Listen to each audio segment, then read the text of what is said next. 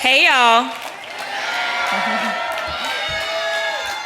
Listen, so if you've ever paid any attention to me, y'all know that I always have remarks and then something else happens. And so we gonna do just a couple of remarks and then something else gonna happen, and y'all just pray for me, because who knows what I'm gonna end up saying. There we go, the sorors are always in the building. And so it's crazy though, because Morgan decided that he wanted to steal some of my thunder, so I feel away. Because I like to tell my own stories. But nevertheless, I'm going to do as Auntie Maxine always is famously known for doing. She's always reclaiming her time, and y'all, we a little behind. So I'm going to make sure that I give y'all some of y'all's time back, honey. But I have to say, it is an absolute honor to be here tonight with all of you people I love, my friends, fellow fighters, and yes, the fashionistas too.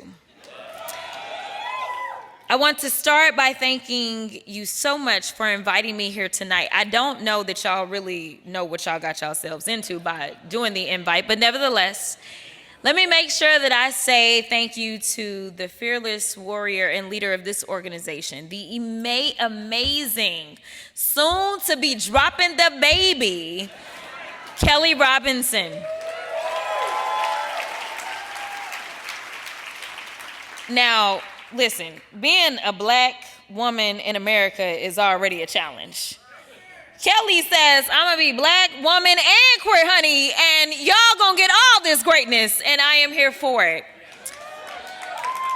I am happy to say that not only is she a fearless fighter for each of you, but honestly, she exhibits why this country is truly great. So, Kelly, I love you. Then I gotta make sure that I holla about Todd as well. And I gotta say thank you so much to Todd as well. Thank you so much for pulling this together. And he was like, you know, she said she was gonna come through. Listen, Todd was on my back. Todd was like, nah, sis, we been in these streets. I'm gonna need you to come through. I'm like, nah, Todd, I gotta go home. And the peoples in my district, you know, the ones that send me to, he's like, I hear you, but. And so, no, listen, I have had the honor of working with Todd behind the scenes. There was so much that went on in the campaign. And I can tell you that, you know, sometimes you meet people in this business and it's literally business as usual. And then some people that you meet and you recognize and you realize that they are going to be in your life forever. And I can truly say that Todd is one of those people. And then there's the guy that tried to steal my thunder for the night. That is Mr. Morgan Cox. And I remember when I there was actually an HRC event in Congressional District 30.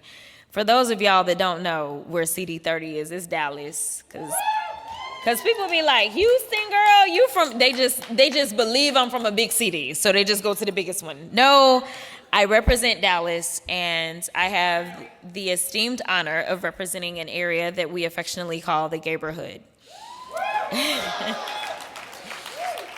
I am also happy to say that I was always endorsed by Stonewall Democrats, and that was in my race for State House as well as my races for Congress. And I can tell you that Morgan has always been one of those people that will ask, what is it that you need? You know, a lot of people see you out front fighting, but nobody's really asking you, what do you need to maintain that fight? So thank you so much, Morgan, because we in these hot-ass Texas streets, honey. Y'all know we got Governor Hot Wheels down there. Come on now. And the only thing hot about him is that he is a hot-ass mess, honey. So yes. Right, okay. All right, I'm gonna move on, because I got other people that's also hot in these streets. All right, got to make sure I got through all my thank yous because we're about to go off script. So I want to say also thank you to each of you for being here tonight, because your presence, your passion, and your persistence are what make this movement unstoppable. But tonight we gather under the banner of people, purpose, and progress. And so I'm now going off script, just so y'all know. This is where things may get a little off the rails. I know y'all are like, I thought it was already off the rails, child. But I'm going to be quick, I promise. So first I want to talk about people. And one of the reasons that I said that Morgan actually stole some of my thunder is because one of the people that I love the most, honestly, the last time I was at an HRC dinner, she was on stage speaking. And her name is Libby. And Libby is a young trans girl right out of Texas. And Libby is actually celebrating her birthday today as well. And so, yes, Aries run the world. Mine is next Saturday. Yes. We are fire signs for a reason, y'all. And so here it is. Libby started testifying at the Texas House back when she was about 6 years old. And so here it was, they had the bathroom. You know, I actually went to the restroom and I was like, I'm confused. It say women and then it say everybody. What am I supposed to do? But we had the bathroom bills because, of course, policing bathrooms is where it's at. That's usually why most people are voting for their elected officials, because they're like, how good are you going to be about policing the bathrooms? You know, that's why we had so much drama with Sarah in the United States House, is because we had to make sure that we could police the bathrooms, y'all. And let me diverge just a little bit on that one, too. Have y'all ever heard of Nancy Mace? I'll take that as a yes. So literally, right? Nancy was like, you know, trans people, you know, they the end of the world. She doing videos every day. She doing at least 100 tweets a day, all about the trans people, right? All at the same time that the amazing Sarah McBride is swearing into the House. And listen, y'all, Sarah has more swag as well as more patience than I do. I'm going to just be real about that. And so, you know, they changed the rules all because Sarah's in the house. And Sarah's like, cool, whatever. I got my own bathroom I don't care. Fine. And so literally, this is real life. I don't know if y'all know this, so I got to tell y'all this because it is like too stupid to be true, but it is.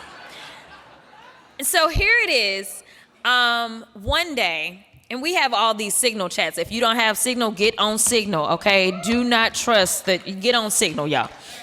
So we got all these Signal chats. So we have like our Dem Women's Caucus chat that exists. And I know there's at least one person in this room that knows this story because she's in that chat. And so, you know, I'm not going to say who, but someone was like, you know, I went to the women's restroom today, and Lauren Boebert was so rude to me. I was holding the door for Lauren Boebert, and then Lauren, you know, is like rude to me and snuffling and walks off. But then it's also Lauren Boebert, so like, whatever. So I think that's kind of how most of us took it, right? Like, it's Lauren. And so, like, undoubtedly, Lauren thought that this cisgender freshman woman was Sarah McBride. She had gotten confused. So she runs out of the bathroom to go and get her big sister, none other than Nancy Mace. And so they come back to the bathroom trying to find Sarah, who ain't been in the bathroom. And then finally, like maybe an hour or two later, Lauren Boebert finally realizes that she got confused. And she goes to apologize to the member that she was rude to, who she was rude to because, but anyway, they're not even good at being like bathroom police. That was the whole point of the story. Like, you ain't even do that right. Go sit down.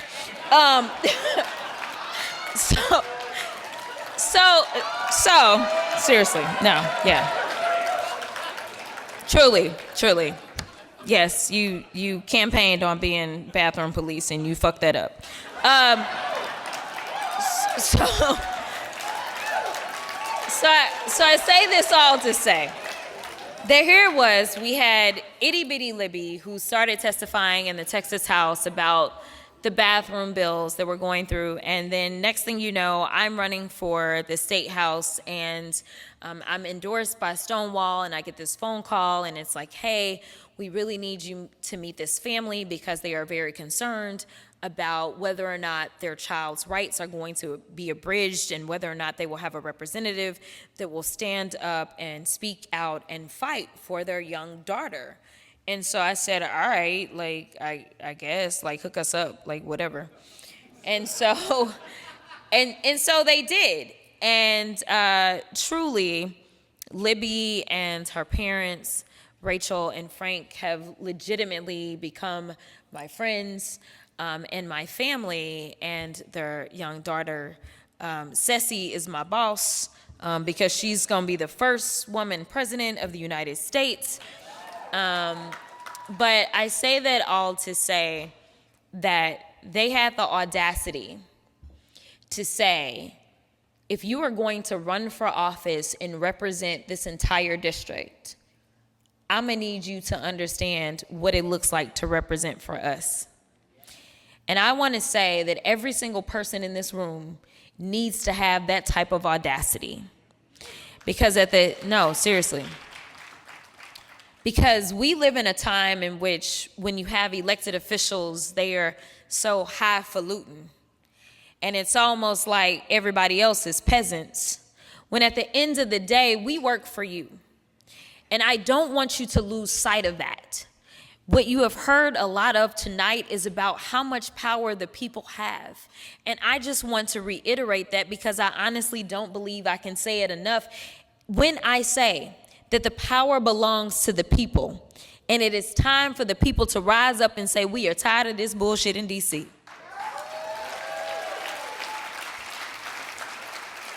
So that's the people freestyle. Now let me get to the purpose so I can go on and get to the end. When we talk about purpose, I can tell y'all that I honestly hate politics with every fiber of my being. I hate it.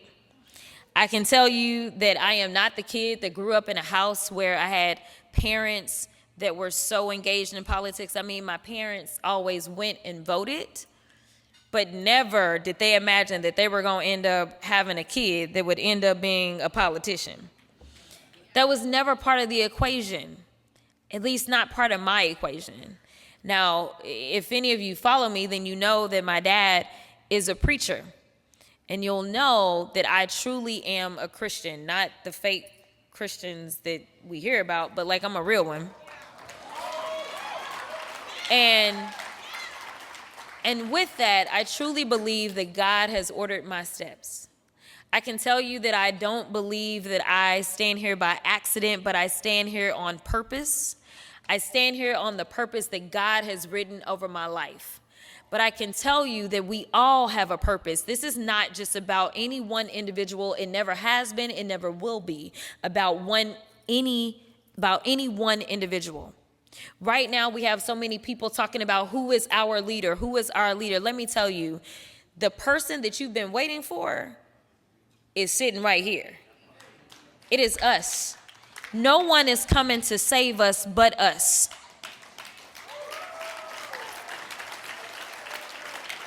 But we have to truly sit within ourselves and really decide what is our purpose.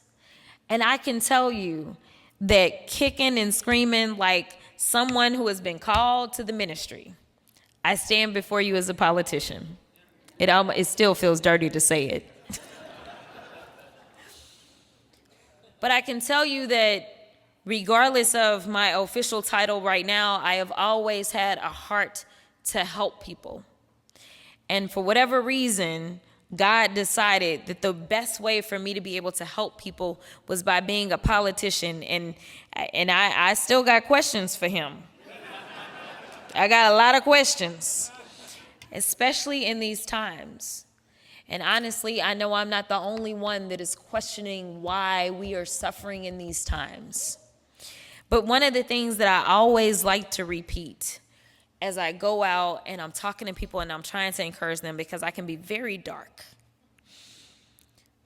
What I repeat is that on the day that the person that should have been president had to deliver her concession speech, I honestly didn't know how I was going to get out of bed. When I tell y'all, I'm getting emotional, that I traveled this country because I knew it was going to be bad. I didn't know it was going to be this fucking bad shit, but I knew. And I knew that the obstacles were going to be even greater, because not only was it a woman, but it was a woman of color.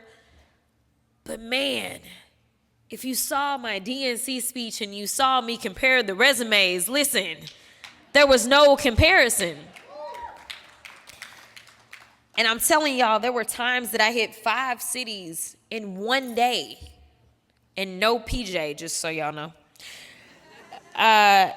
Fighting to make sure that people understood what the stakes look like, and making sure that they can make a choice that was really going to deliver for them, because it wasn't ever about Kamala Harris. It was about us. And I kept saying that if you think this is about whether or not she gonna be hurt because she loses, this is about whether or not we gonna be hurt if she loses. And I can tell you right now, we are the ones that are hurting, not Kamala Harris. So here it is. I'm trying to make sense of, God, why? How is it that you would put somebody so evil into literally the highest post of power? And then I just decided that sometimes we got to go through the hard times before we can truly get to the good times.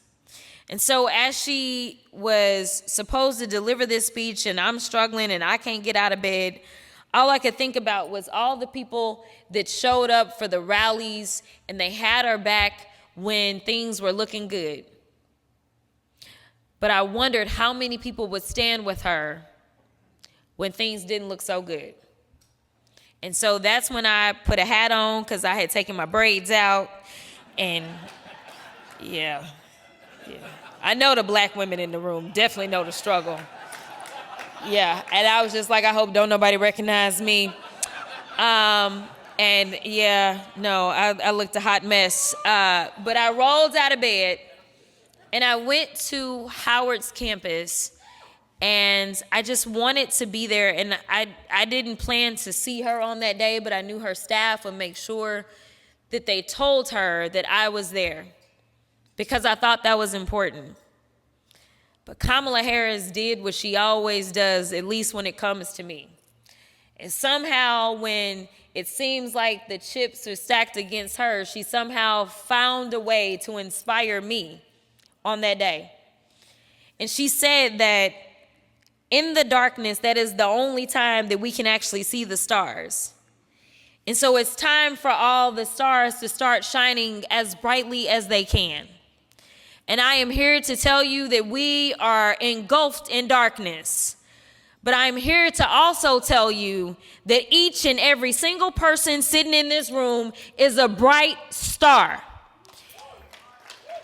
It is time for us to rise up. It is time for us to inspire others.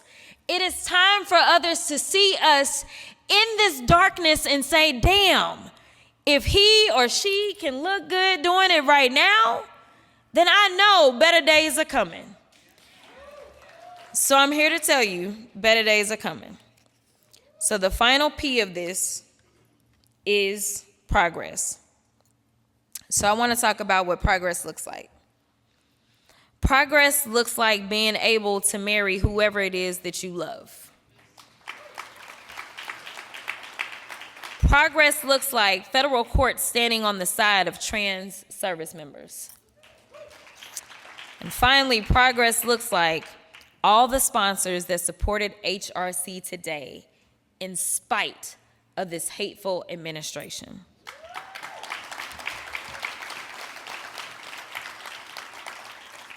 Tonight, if you leave here with anything, I want you to leave here with this. No matter what, we never give up. We're going to meet this moment with what it deserves. We are going to stand in their way at every step and every turn. We're going to be that constant presence hovering over their shoulder. We're that thorn in their side. We're the fence, the wall, the gate that they have to overcome. We will be persistent, we will be consistent, and we will be insistent. God bless each and every one of y'all. I love you.